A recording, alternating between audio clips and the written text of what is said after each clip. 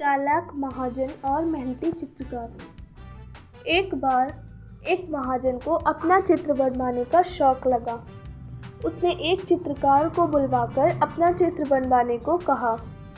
महाजन के कहे अनुसार चित्रकार ने महाजन का चित्र बनवाने में बहुत मेहनत की, लेकिन महाजन बहुत ही धूर्त व्यक्ति था। वह चित्रकार से बोला, यह चित्र ठीक नहीं बना है, इसे दोबारा बनाओ।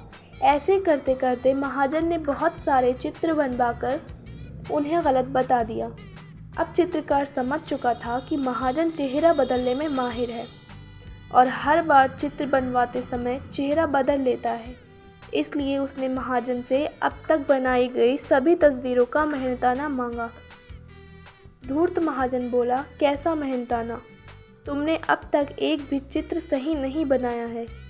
अब तुम सही चित्र बना दोगे तो तुम्हें तुम्हारा मेहनताना मिल जाएगा।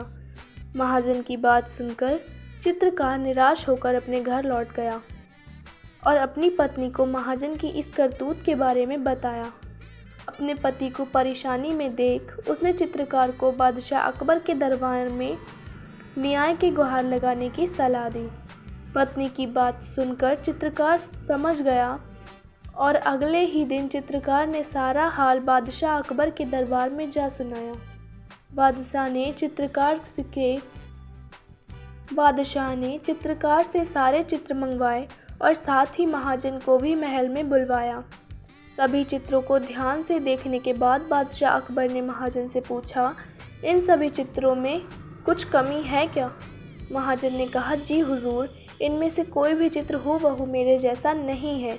महाजन की बात सुनकर अकबर सोच में पड़ गए और बीरबल से मामला सुलझाने को कहा। बीरबल पहले ही दरबार में उपस्थित था और सारी बातें अच्छी तरह समझ चुका था कि महाजन चेहरे बदलने में माहिर है, इसलिए चित्रकार को परेशान कर रहा है। थोड़ी देर सभी चित्रों की ओर देखने के बाद बीरबल ने हर एक चित्र में कमियां निकालनी शुरू कर दी और चित्रकार को 2 दिन बाद महाजन का सुंदर सा चित्र बनाकर लाने के लिए कहा और महाजन को आदेश देते हुए कहा, अगर तुम्हें चित्र पसंद आ जाए तो चित्रकार का मेहनताना देना होगा।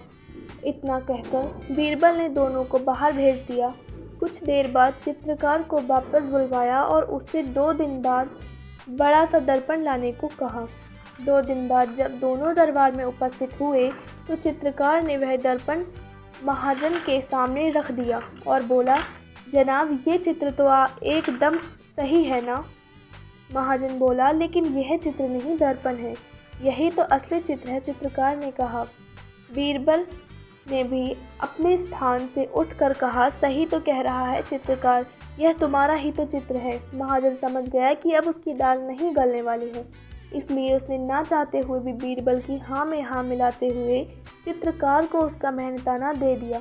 चित्रकार ने खुशी खुशी बीरबल का शुक्रिया अदा किया और महल से अपने घर की ओर चला गया।